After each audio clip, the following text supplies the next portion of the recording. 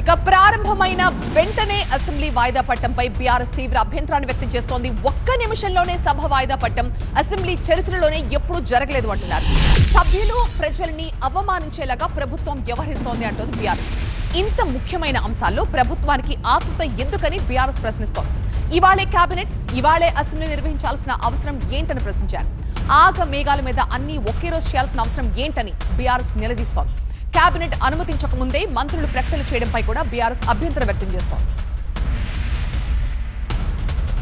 మధ్యాహ్నం 2 కులగర్లకు మాట్లాడతారట.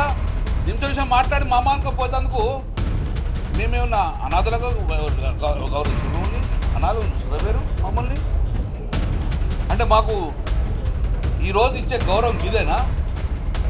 40-50 సంవత్సరాలు మా వెనుకబాటు కారకులు ఈ కాంగ్రెస్ పార్టీ మళ్ళీ ఈరోజు ఈ యొక్క అవమానం చేస్తుంది. నిజంగా చాలా బాధాకరం. ఏ ప్రొసీజర్స్ ఎక్కడ చూసినామో మనం ఏదన్నా బిల్లు కానీ ఏదన్నా జియో కానీ కులగరణ కానీ చేయాలంటే క్యాబినెట్ తీసుకొస్తుంది కమిషన్.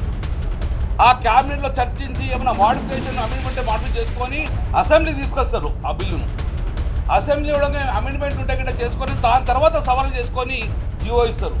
కానీ వీళ్ళేది ఉత్తమ్ కుమార్ రెడ్డి ప్రకటించడము, క్యాబినెట్ అప్రూవల్ లేదు, అసెంబ్లీ ఏమైనా మోడిఫికేషన్ లేదు, బీసీ కులగరణ మేము 40% చేసినాం అంటారు.